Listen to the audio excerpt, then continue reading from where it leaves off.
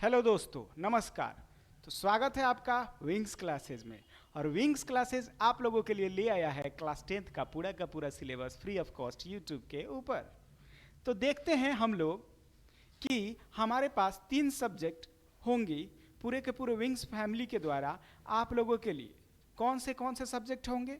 तो सबसे पहला सब्जेक्ट होगा साइंस, सोशल साइंस और मैथमेटिक्स।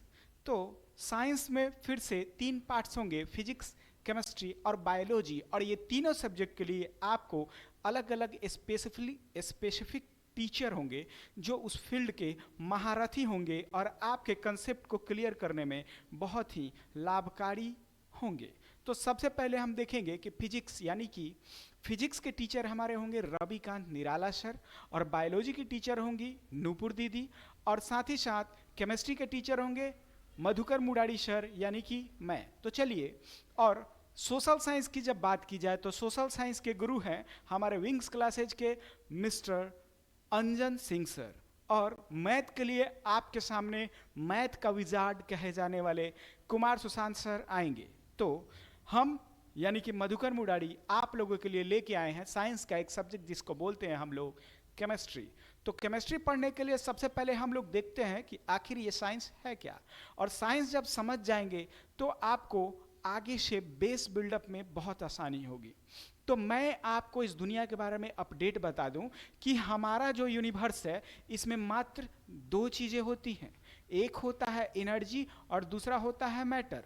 तो सबसे पहले हम लोग साइंस के बारे में थोड़ा सा इंट्रोडक्शन देखते हैं, फिर मैटर एनर्जी समझेंगे, उसके बाद केमिस्ट्री शुरू करेंगे आपके लिए क्लास 10th के सिलेबस के अनुसार, वो भी एनसीईआरटी, हाँ बिल्कुल एनसीईआरटी को कवर करते हुए।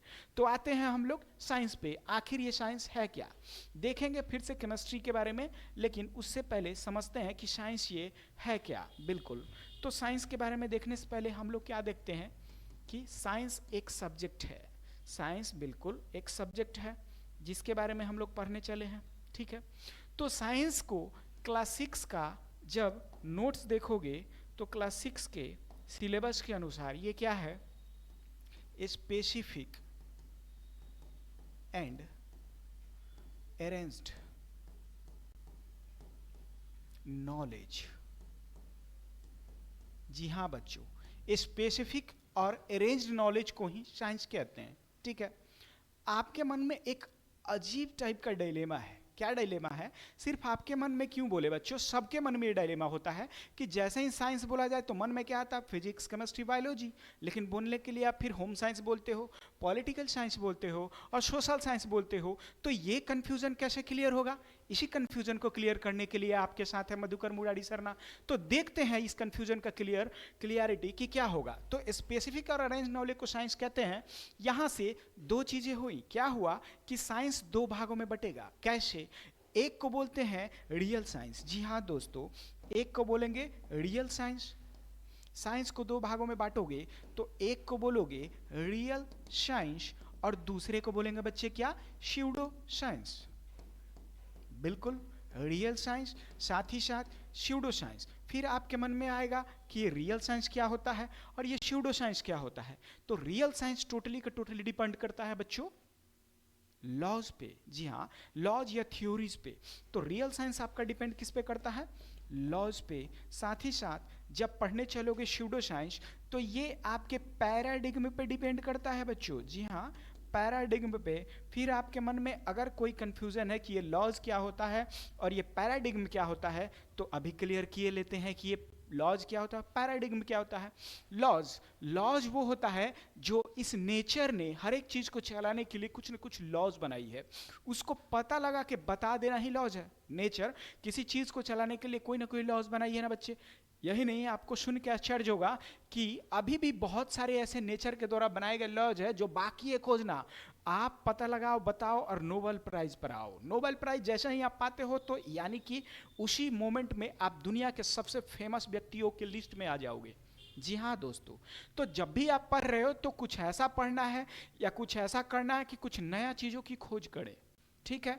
क्योंकि आपको भी पता है और पूरे वर्ल्ड को पता है कि हम लोग पेटेंट करवाने में यानी कि साइंटिफिक रिसर्च की तरफ थोड़ा सा कम ध्यान जा रहा है आजकल इंडिया का, जो कि जाना चाहिए, है ना। तो देखेंगे हम लोग इस चीज को, आपको साइंटिफिकली दिमाग को कैसे बनाना है और आईक्यू लेवल कैसे बनाना है उस पर भी धीरे धीरे ध्यान देंगे। लेकिन उससे पहले हम लोग क्या देख रहे थे कि आखिर ये रियल साइंस है क्या। लॉज वो होता है, जैसे न्यूटन्स का लॉ का नाम सुने हो आप, न्यूटन्स लॉ ऑफ ग्रेविटेशन। तो टाइम प्लेस और व्यक्ति यानी कि ह्यूमन के अनुसार, ह्यूमन टू ह्यूमन नहीं बदलता ना लॉ।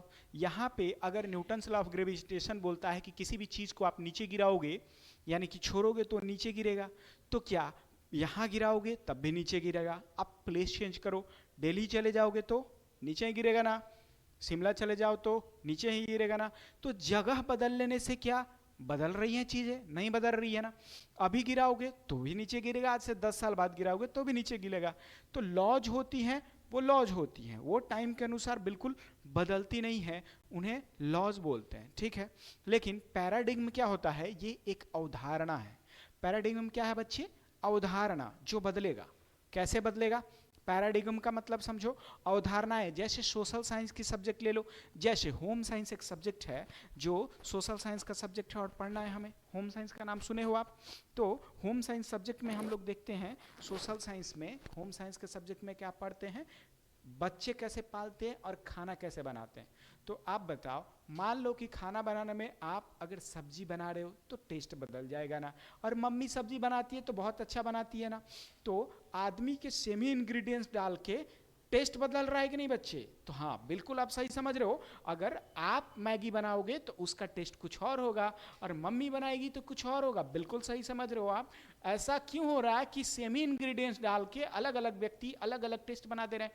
वो पैराडिग्म है ना बच्चे। इसीलिए उन सारे सब्जेक्ट को रखा गया है कहाँ पे? सोशल साइंस के सब्जेक्ट में, यानी कि स्यूडो साइंस में। और स्यूडो साइंस बदलेगा, जैसे पॉलिटिकल साइंस ही ले लो आप। पॉलिटिकल साइंस का नाम सुने हो आप? पॉलिटिकल साइंस में आप देखोगे कि इंडिया में जो सारा का सारा पावर होता है कागजी तौर पे राष्ट्रपति के पास है, लेकिन ओरिजिनली पावर तो पीएम के पास है। लेकिन वही अगर जगह बदल दिया जाए, इंडिया से अमेरिका की बात करने लगा जाए, तो सारा का सारा पावर कागजी तौर पे यानी कि ऑफिशियल तौर पे भी और रियल में भी सारा का सारा पावर वहाँ पे प्रेसिडेंट के पास ही है। तो जगह बदलने से, देश बदलने से चीज़ें बदल गई कि नहीं? तो ये पैराडिग्म में आएगा, और इसमें बहुत सारे सब्जेक्ट आएंगे, जैसे कि सोशल साइंस, नाम सुने हो आप? सोशल साइंस के साथ साथ होम साइंस, साइकोलॉजी, जियोग्राफी, सारा का सारा सब्जेक्ट इसमें आएगा। तो चलिए, हम लोग एक्चुअली साइंस पढ़ रहे हैं ना, तो साइंस के बारे में देखने चलते हैं। तो साइंस एक ऐसा सब्जेक्ट है जो लॉज पर डिपेंड करता है। बिल्कुल, किस पे डिपेंड करता है? लॉज पे। लॉज के बारे में आपका डिस्कशन देख चुके हैं। अब देखना, साइंस जो है, पढ़ने से पहले हम आपको बता दें, हमारा जो यूनिवर्स है इसमें मात्र दो चीज पाया जाता है। एक होता है मैटर, दूसरा होता है एनर्जी।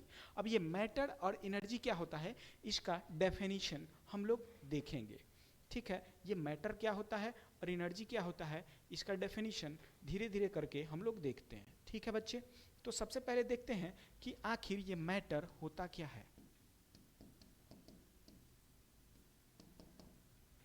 मैटर होता है बच्चे, जब इसका डेफिनेशन देखने आप जाओगे तो मैटर क्या होता है, मैटर के बारे में देखोगे तो ये एक ऐसा वस्तु है, ठीक है, या ऐसा कोई भी चीज है जिसमें मास हो और कोई जगह घेरे। मास हो और जगह घेरे, उसी को मैटर बोलते हैं। तो क्या बोलेंगे? It is substance, substance that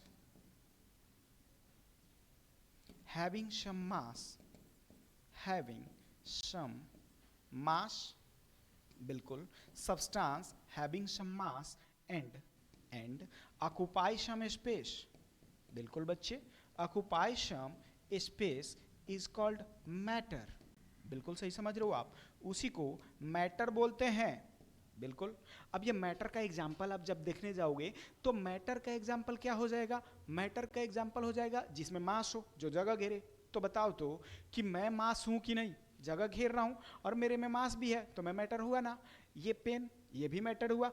तो आप जितने भी वस्तुएं अगल बगल में देख रहे हो, सारे के सारे मैटर हैं। हाँ बिल्कुल, आपका बेंच या फिर अभी जहां पे आप बैठे हो, बेड पे बैठे हो, वो भी क्या है? बिल्कुल मैटर ही है। जो भी आप सोच रहे हो, आपके फ्रेंड क्या है, वो भी मैटर है। सब का सब मैटर ही हैं, ठीक है। तो मैटर का एग्जाम्पल अगर देखने जाए तो मैटर का एग्जाम्पल क्या हो जाएगा बच्चे?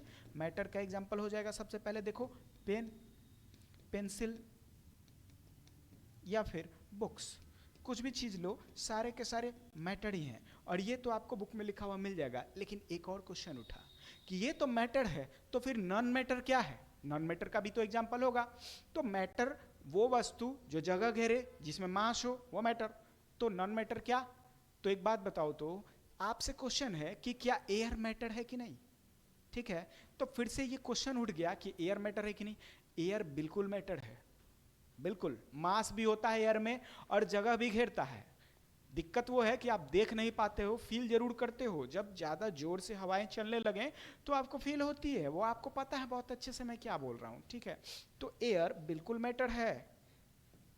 फिर आपके दिमाग में एक क्वेश्चन आएगा, ठीक है इतना बोल रहे हो आप, तो नॉन मैटर क्या है बच्चे? तो नॉन मैटर जानने के लिए हम लोग कुछ चीजें देखेंगे, ठीक है। आखिर ये नॉन मैटर है क्या?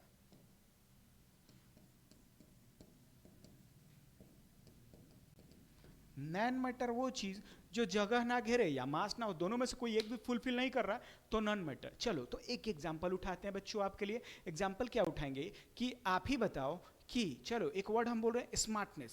स्मार्टनेस वर्ड समझते हो ना? चलो तो कंपेयर ये करना है कि मुझे आप देख रहे हो ना, मैं ज्यादा स्मार्ट हूं या ऋतिक रोशन?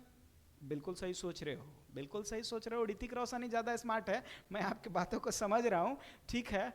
मैंने खुद का इंसल्ट कर ली, लेकिन एक और क्वेश्चन है, क्या ऋतिक रोशन ज्यादा स्मार्ट है या टॉम क्रूज?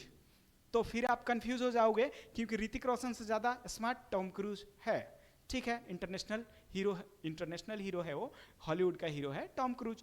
तो स्मार्टनेस का मतलब क्या हुआ या ब्यूटी का मतलब क्या हुआ? ये सिर्फ एक कंपैरिजन है ना मेरे बच्चे, फिजिकल क्वांटिटी तो है नहीं।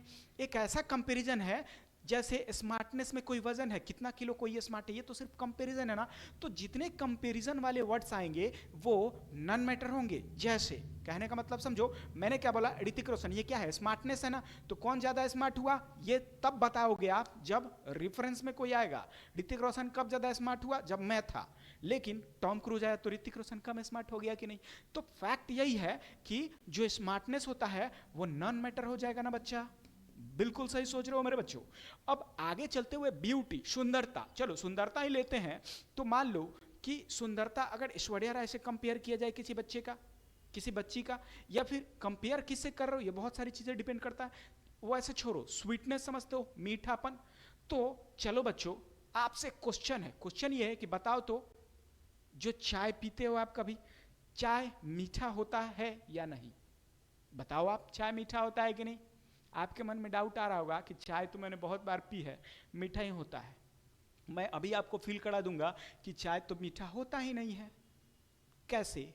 मेरे पास आओ, मैं आपको चाय पे भी बैठाऊंगा और ये फील भी कराऊंगा कि चाय मीठा नहीं होता। क्यों, कैसे?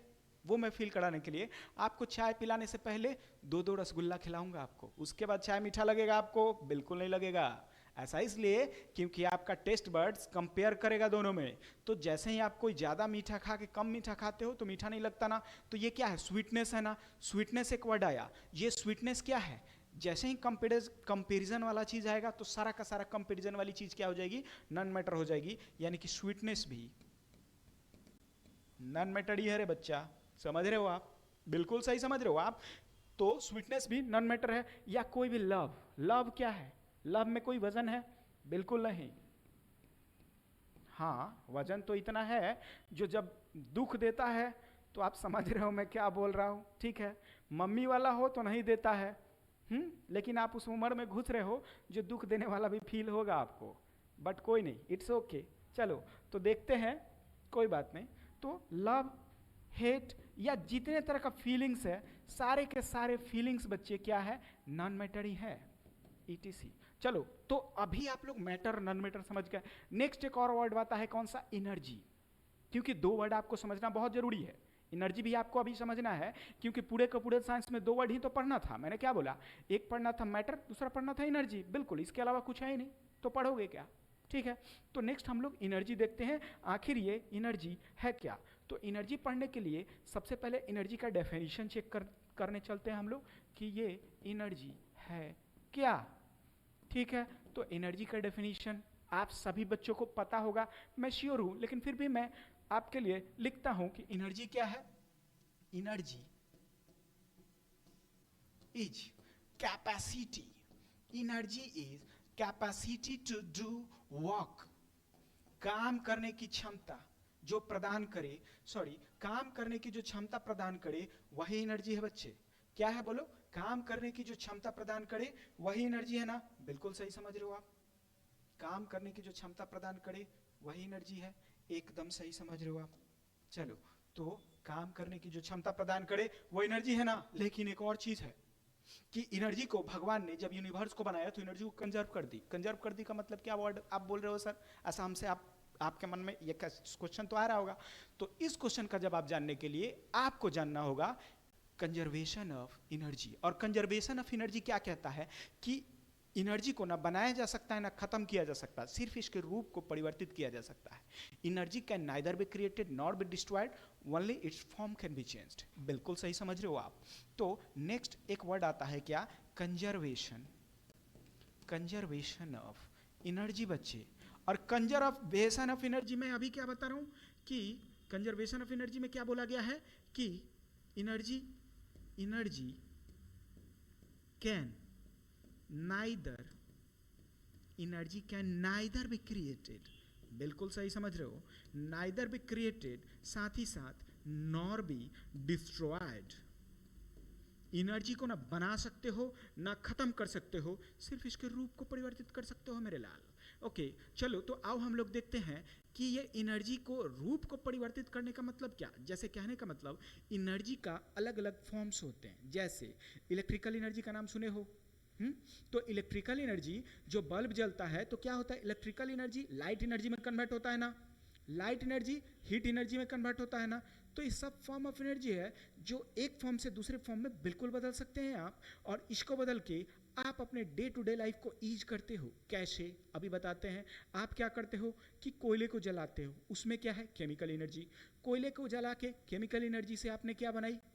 क्या बनाई बताओ? Heat energy. हीट एनर्जी से फिर इलेक्ट्रिकल एनर्जी आपने बनाई, और इलेक्ट्रिकल एनर्जी को इलेक्ट्रॉन को वायर के थ्रू अपने घरों में ले आए, घर में ले आके अपने पंखे में डाल दिए, और पंखे में जैसे ही गया तो पंखा में क्या होता है? आपका इलेक्ट्रिकल एनर्जी मैकेनिकल एनर्जी बनता है, और आपको विंड एनर्जी के फॉर्म में हवा प्रोवाइड करा के आपको कंफर्ट फील कराता है। हाँ बिल्कुल। तो ये अपने डे टू डे लाइफ में ह्यूमंस नीड को या फिर रिक्वायरमेंट को फुलफिल करने के लिए एनर्जी के रूप को परिवर्तित करते रहते हैं और यूज करते हैं। यानी ह्यूमंस कौन? यानी हम। ठीक है, चलो तो देखते हैं। एनर्जी के बारे में आप देख चुके हो, ठीक है। तो आपने मैटर भी समझ ली और एनर्जी भी समझ ली। अब हम लोग क्या देख रहे थे? साइंस का डेफिनेशन देखते टाइम हम लोग देखिए कि साइंस, रियल साइंस कौन है? जो लॉज पे डिपेंड करता है। अब इस लॉज के बारे में थोड़ा सा बात करते हुए आगे बढ़े हुए थे हम, और आगे बढ़ के क्या बोले थे कि साइंस में मात्र दो वर्ड पढ़ना है, एक मैटर पढ़ना है और दूसरा एनर्जी पढ़ना है। दोनों आप समझ चुके हो, ठीक है। चलो, तो अब सब्जेक्ट जब शुरू कर जाएंगे साइंस में, तो हमें, आपको पता है कि साइंस में 3 सब्जेक्ट पढ़ने हैं ना बच्चे। साइंस में 3 सब्जेक्ट खास करके हमें बहुत अच्छे से पढ़ने हैं, और ये कौन कौन से सब्जेक्ट हैं ये जानने के लिए आपको देखना होगा कि साइंस में कौन कौन से सब्जेक्ट होंगे। साइंस में आप देखोगे तो एक को बोलते हैं बच्चा फिजिकल साइंस, बिल्कुल, एक को बोलते हैं फिजिकल साइंस, तो दूसरे को बोलते हैं बायोलॉजिकल साइंस। Biological science. तो अब देखिए, फिजिकल साइंस को फिर 2 भागों में तोड़ेंगे और बायोलॉजिकल साइंस को भी 2 भागों में तोड़ेंगे। लेकिन उससे पहले हम जान लें कि फिजिकल साइंस में क्या पढ़ते हैं और बायोलॉजिकल साइंस में क्या पढ़ते हैं। वो जानने के लिए आपको 2-3 वर्ड पता होना चाहिए कि लिविंग क्या होते हैं और नॉन लिविंग क्या होते हैं। तो लिविंग और नॉन लिविंग के बारे में आपको ऑलरेडी पता है, जितना पता है उससे अभी काम चलाते हैं, और बायोलॉजी में पूरा डिटेल में चेक करेंगे कि आखिर दोनों होता क्या है। तो चलिए, बायोलॉजिकल साइंस में आपको सिर्फ लिविंग के बारे में पढ़ना है, और फिजिकल साइंस में आपको सिर्फ और सिर्फ नॉन लिविंग के बारे में पढ़ना है मेरे लाल, ठीक है। तो अब फिजिकल साइंस को भी फिर 2 भाग में तोड़ा जाएगा। 2 भाग में कौन कौन से भाग में? एक को बोलते हैं फिजिक्स बच्चा, और दूसरे को बोलते हैं केमिस्ट्री, बिल्कुल। एक को बोलते हैं फिजिक्स, दूसरे को बोलते हैं केमिस्ट्री। अब देखो फिजिकल साइंस में एक आया फिजिक्स, दूसरा आया केमिस्ट्री। तो फिजिक्स और केमिस्ट्री में आपको आखिर पढ़ना क्या है ये जानना सबसे ज्यादा जरूरी चीज है। तो फिजिक्स और केमिस्ट्री में आपको क्या पढ़ना है वो देखने के लिए फिजिक्स में आपको क्या पढ़ना है बच्चा, एनर्जी, एनर्जी एंड मैटर का, एनर्जी एंड मैटर का इंटरेक्शन, इंटरैक्शन एंड इंटररिलेशन। इंटररिलेशन कहने का मतलब समझो, एनर्जी और मैटर कहने का मतलब समझो, आपने किसी मैटर में एनर्जी डाल दी तो क्या असर आएगा। जैसे आप गाड़ी चलाते हो, उसमें एनर्जी डालते हो, आपका गाड़ी उसको मैटर को एनर्जी में, एनर्जी को मैटर में कन्वर्ट करके चलता है, पता है आपको, ठीक है। और आप अपने लाइफ को ईज बनाते हो। चलो तो ये क्या है फिजिक्स। नेक्स्ट केमिस्ट्री, और केमिस्ट्री में आपको पढ़ना है सिर्फ और सिर्फ एक ही वर्ड जिसका नाम है मैटर। बिल्कुल, इसीलिए तो मैटर पढ़े थे और एनर्जी पढ़े थे, क्योंकि इन दोनों वर्ड साइंस पढ़ने में बहुत ज़्यादा आवश्यक चीज़ें हैं, ठीक है। तो मैटर और एनर्जी आप बहुत अच्छे समझ चुके हो। हमारे फिजिक्स में क्या पढ़ना है बच्चा बताओ, मैटर एनर्जी का इंटरेक्शन और इंटररिलेशन। साथ ही साथ केमिस्ट्री में मैटर पढ़ना है। अगर बायोलॉजिकल साइंस में आएंगे तो फिर से इसमें दो सब्जेक्ट टूटेगा, एक को बोलते हैं बच्चा जूलॉजी और दूसरे को बोलते हैं बोटनी। बिल्कुल, तो जूलॉजी में क्या पढ़ना है, सिर्फ और सिर्फ एनिमल्स के बारे में पढ़ना है, और बोटनी में क्या पढ़ना है, सिर्फ और सिर्फ प्लांट्स के बारे में पढ़ना है। हाँ, जूलॉजी के बारे में सिर्फ और सिर्फ एनिमल्स के बारे में पढ़ना है, और बोटनी में क्या पढ़ना है, प्लांट्स के बारे में सिर्फ और सिर्फ पढ़ना है। तो वो बायोलॉजी वाली मैम यानी कि आपकी बायोलॉजी की दीदी पढ़ाएंगी। अब हम लोग आते हैं इधर से, दो सब्जेक्ट कौन कौन सा बच्चा, एक है फिजिक्स और दूसरा है केमिस्ट्री।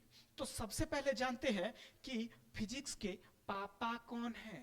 आप बच्चों में से कोई बता सकते हो कि फिजिक्स के पापा कौन है, कोई बताओगे?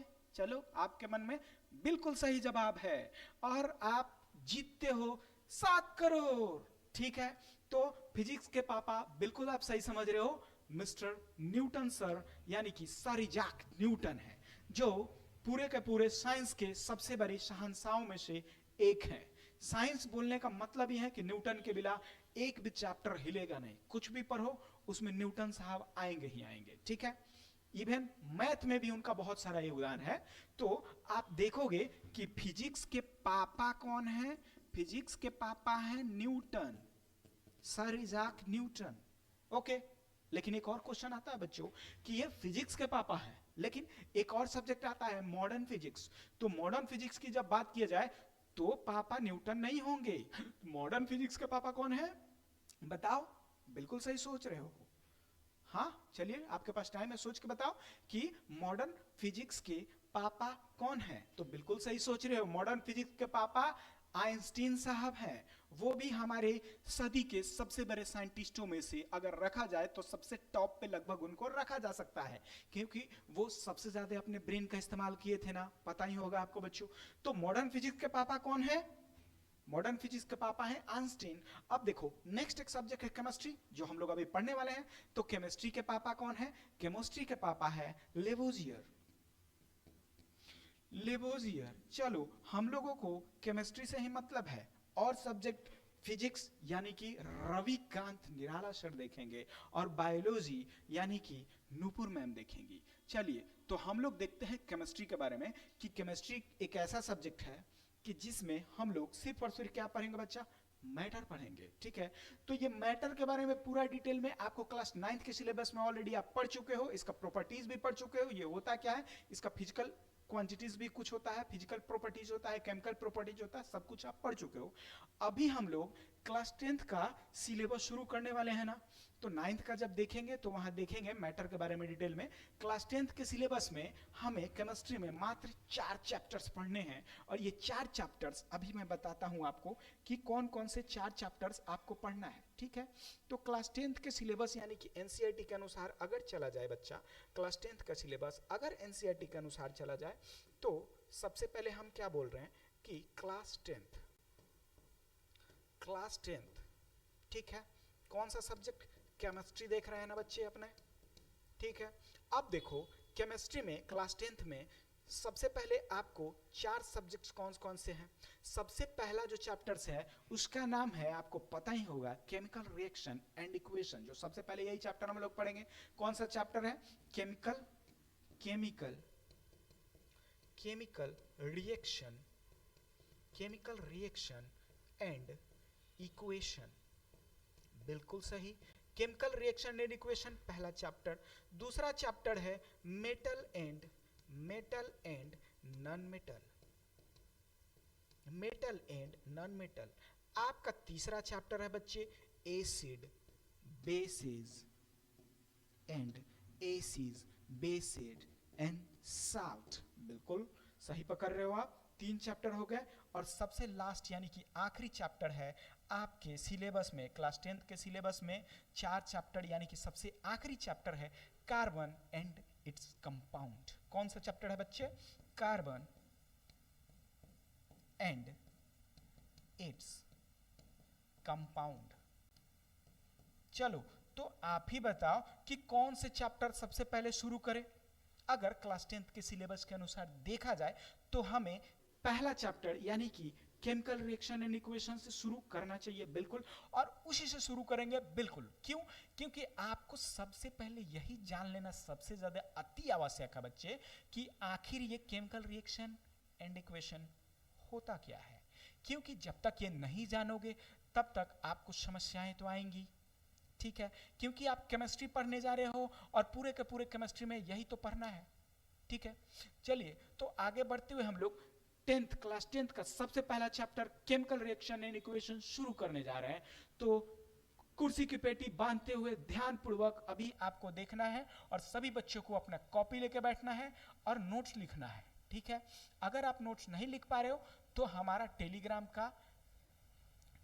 का लिंक हमारे बैकग्राउंड में रहेगा, उसको आपको खोलना है और टेलीग्राम में आपको नोट्स मिल जाएंगी, तो वो भी देख सकते हो या फिर लिख सकते हो। नोट्स से भी आप लिख सकते हो। तो शुरू करते हैं। सबसे पहले हमारा सबसे पहला चैप्टर किसको?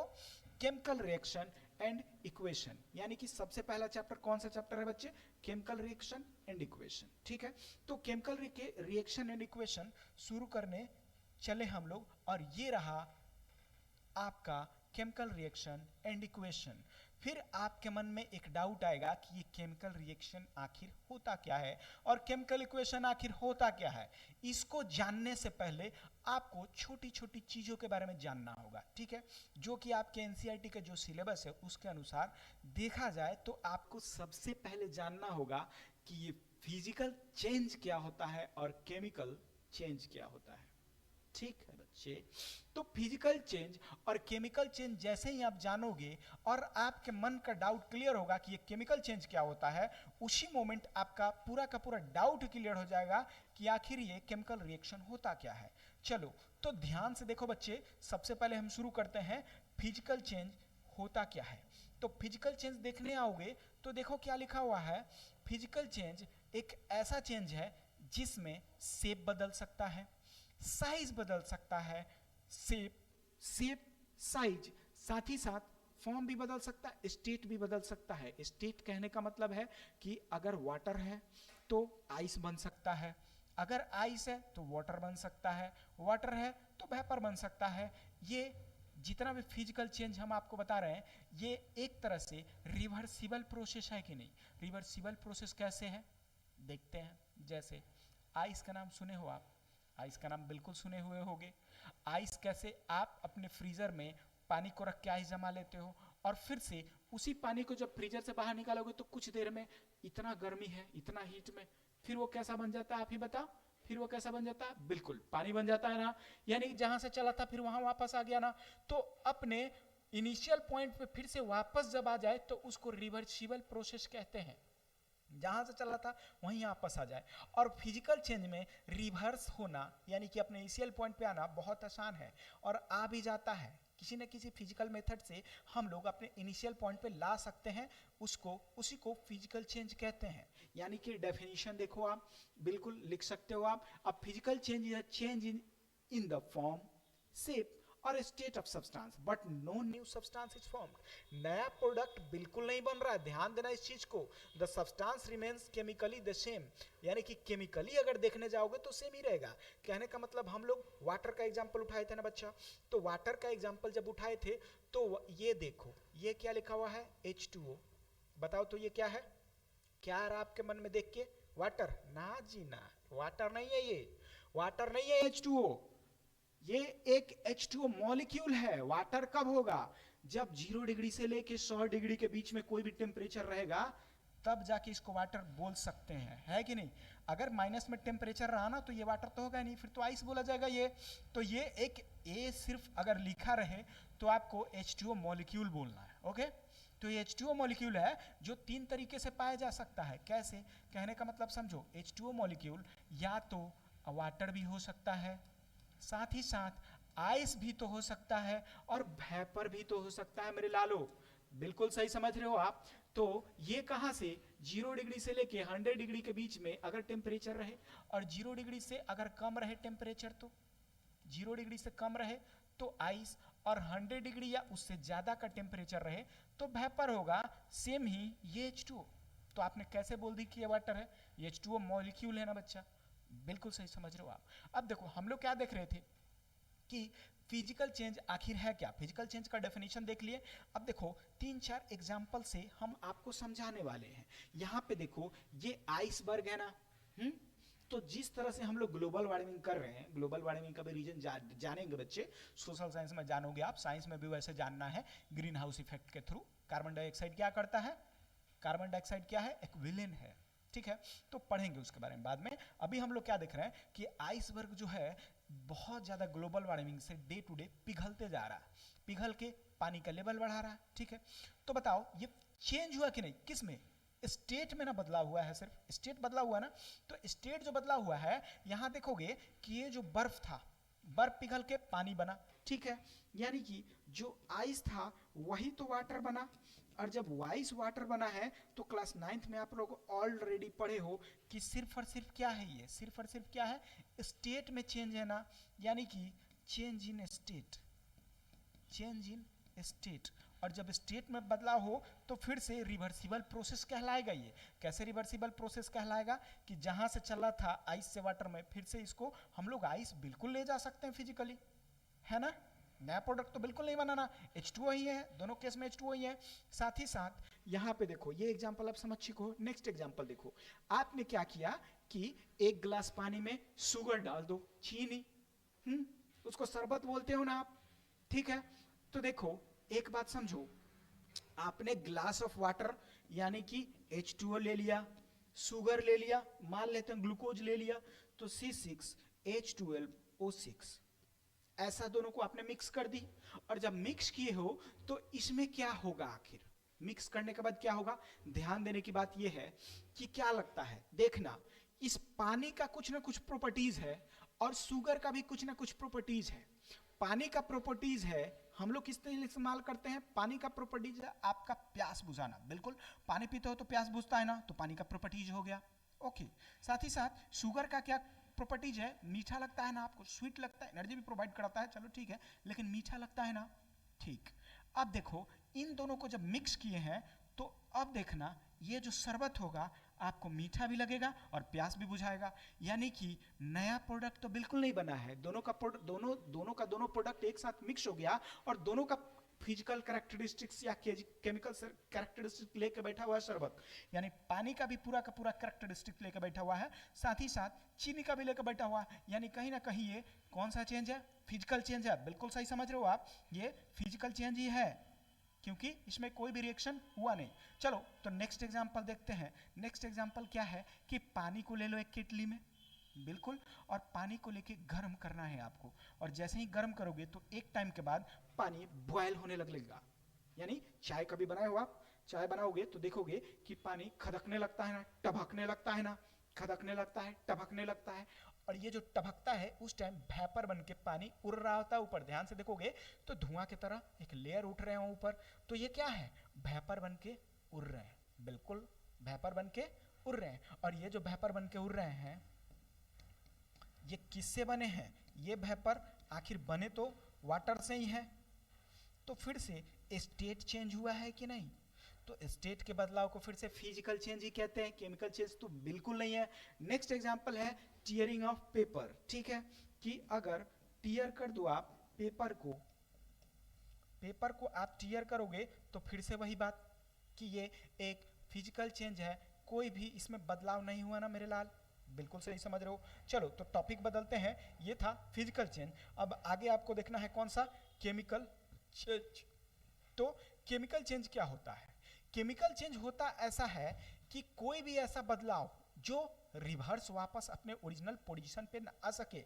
अभी अभी हम लोग क्या देख रहे थे, फिजिकल चेंज, उसमें रिवर्स अपने ओरिजिनल पोजीशन पे आ रहा था ना चीजें, इसमें नहीं आएगा।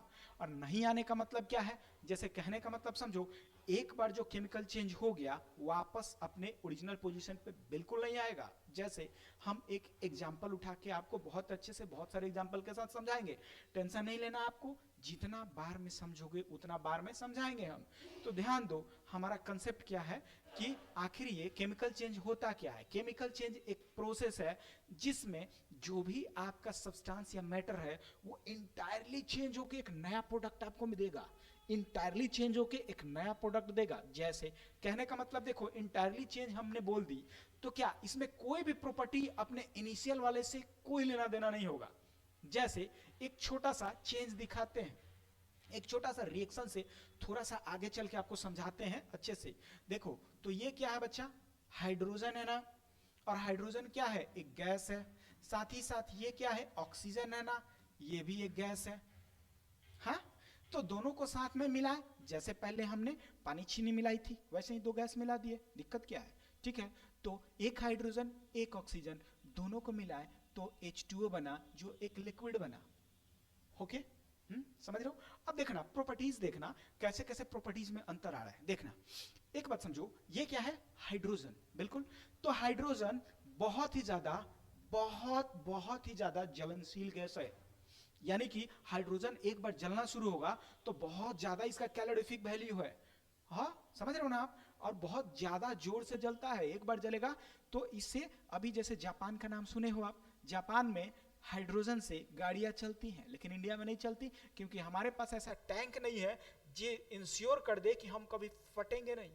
हमारे यहाँ तो सिलेंडर फट जाता है, घर फट जाता है, पता है आपको। तो ये ना फटे और फट के लोगों को हार्म ना हो जाए, इसीलिए हाइड्रोजन का इस्तेमाल हम लोग नहीं कर रहे हैं अभी गाड़ियों में, ठीक है। तो हाइड्रोजन क्या है, बहुत ज्यादा जलनशील गैस है ना, बहुत ज्यादा कैलोरीफिक वैल्यू है इसका, ठीक है। अब ऑक्सीजन के बारे में सुने हो आप बच्चे प्राइमरी में ही या फिर छोटे क्लास में, आप ऑलरेडी पढ़ चुके हो पहले के क्लास में कि किसी भी चीज के जलने का मतलब क्या होता है, ऑक्सीजन से रिएक्ट करना और कुछ नहीं। जलने का मतलब क्या, ऑक्सीजन से रिएक्ट करना। तो आप किसी भी चीज को जला रहे हो, अगर ऑक्सीजन नहीं रहे तो जलेगा ही नहीं वो, बिल्कुल सही समझ रहे हो आप, जलेगा ही नहीं।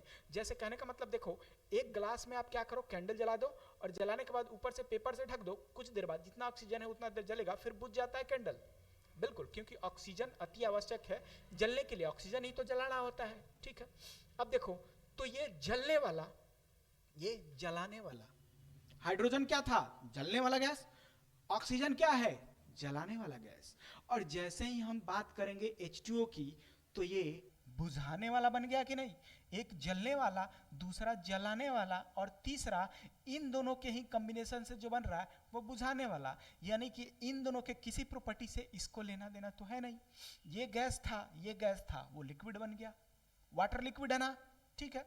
तो अब देखो समझो, ये जलने वाला, ये जलाने वाला और ये आग बुझाने वाला, तो क्या इसके प्रीवियस किसी भी प्रॉपर्टी से इसको लेना देना है?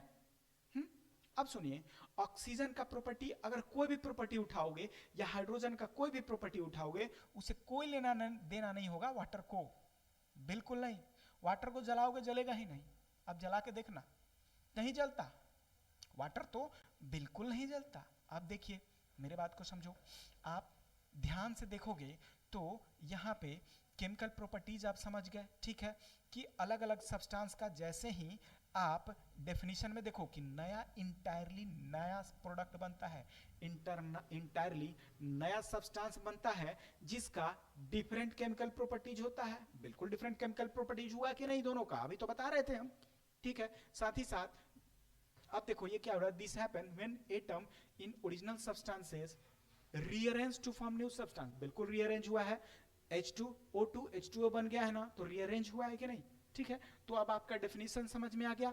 नेक्स्ट, इसको एक और चीज, एक और बात बोल सकते हैं इस बात के लिए कि ये जो होता है रिवर्सिबल बिल्कुल नहीं होता, ठीक है, यानी कि नॉट रिवर्सिबल होता है, ये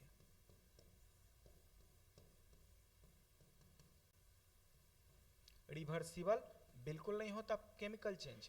अब केमिकल चेंज का यहाँ पे एग्जांपल है, देखो मान लो कि आयरन का एक पट्टा रखा हुआ है, तो आयरन टाइम के अनुसार क्या होता है, आयरन जो है वो टाइम के अनुसार जंग पकड़ लेता है ना, रस्टिंग ऑफ आयरन किससे रिएक्ट कर जाता है, ऑक्सीजन H2O पार्टिकल जो एटमॉस्फेयर में अवेलेबल है उन्हीं से रिएक्ट करके जंग पकड़ लेता है। तो क्या इसको फिर से आप ओरिजिनल स्टेट में लेके जा सकते हो, रिवर्स कर सकते हो, नहीं ना, बिल्कुल नहीं कर सकते। तो ये क्या है, रस्टिंग ऑफ आयरन क्या है बताओ तो, फिजिकल चेंज या केमिकल चेंज, बिल्कुल सही सोच रहे हो आप, ये क्या है, रस्टिंग ऑफ आयरन, बिल्कुल केमिकल चेंज है।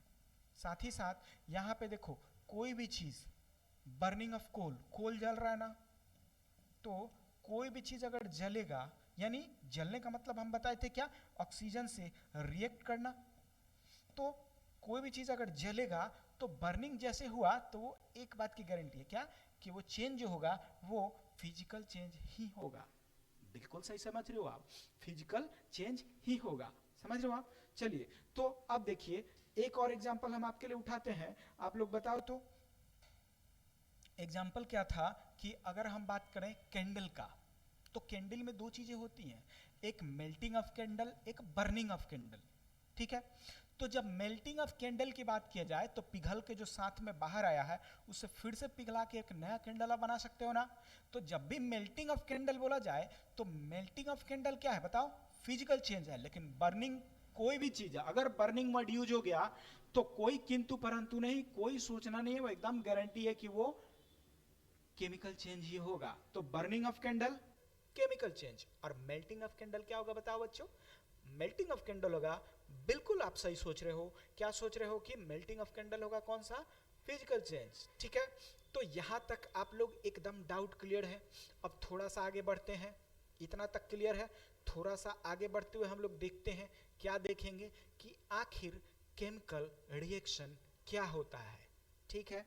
तो ध्यान से देखिए अभी थोड़ा सा चीजें कि आखिर ये केमिकल रिएक्शन होता क्या है।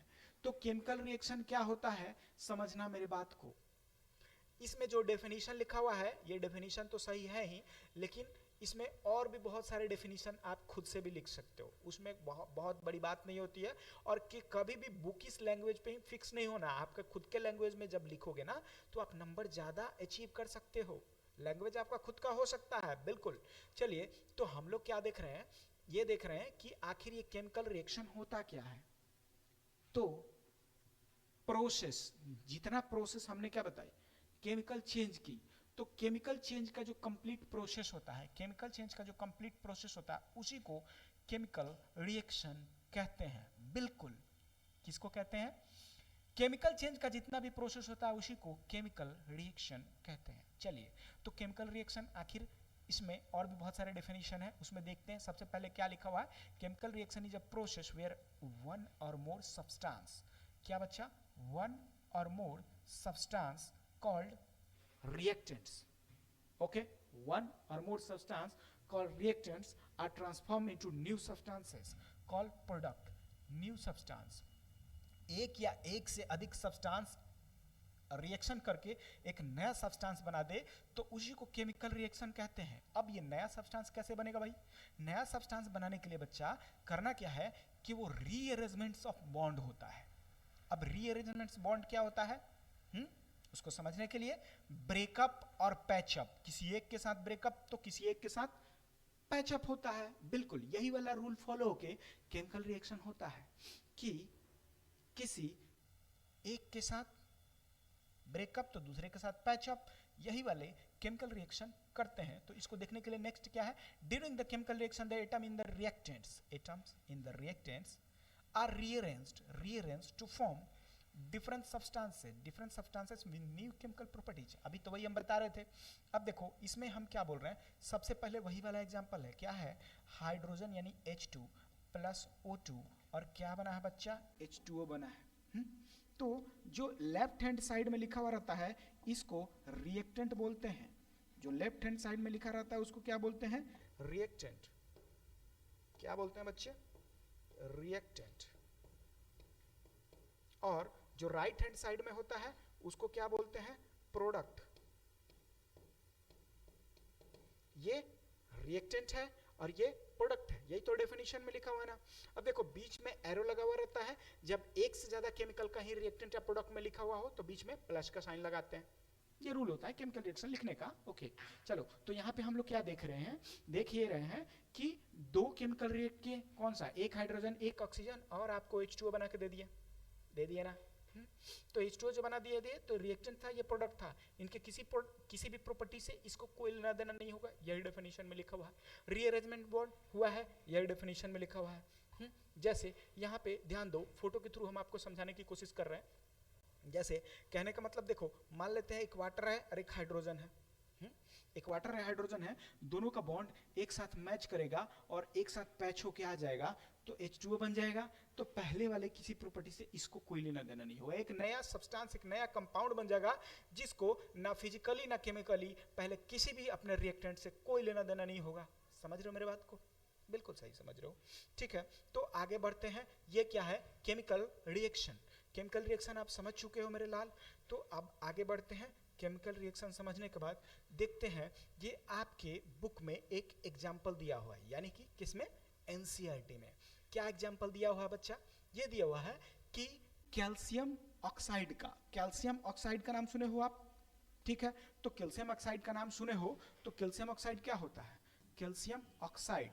ठीक है, तो ये है कैल्शियम ऑक्साइड। ये कैल्शियम ऑक्साइड आखिर बनता कैसे है? ठीक है, कैल्शियम ऑक्साइड नहीं, सॉरी, ये मैग्नीशियम ऑक्साइड का भी एक एग्जांपल है। वैसे कैल्शियम ऑक्साइड भी हो सकता है, लेकिन आपके बुक में किसका दिया हुआ है? मैग्नीशियम ऑक्साइड का एग्जांपल दिया हुआ है, तो हम लोग भी मैग्नीशियम ऑक्साइड ही देखेंगे। ठीक है, जो आपके बुक में एनसीईआरटी में दिया हुआ है वही देखते हैं। किसका? मैग्नीशियम ऑक्साइड का। चलो, तो मैग्नीशियम ऑक्साइड देखने से पहले मैग्नीशियम के बारे में हम लोग देखते हैं। क्या देखते हैं कि मैग्नीशियम आखिर है क्या।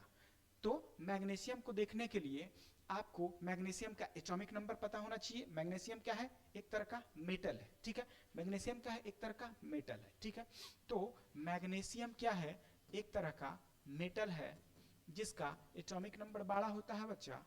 तो जब इसका वैलेंसी निकाला जाएगा तो 282, तो वैलेंसी कितना हो जाएगा? 2 हो जाएगा ना। ठीक है, अब ऑक्सीजन का देखोगे ना, ऑक्सीजन का देखोगे तो ऑक्सीजन का एटॉमिक नंबर कितना होता है बताओ? 8 होता है ना। तो 2 6, और जब 6 आए तो वैलेंसी कैसे निकालते हैं? 8 - 6 यानी कि वैलेंसी 2 हो जाएगा। ठीक है, तो अब ये 2 वैलेंसी है, इसका भी 2 वैलेंसी, इसलिए मैग्नीशियम ऑक्साइड को MgO लिखेंगे ना।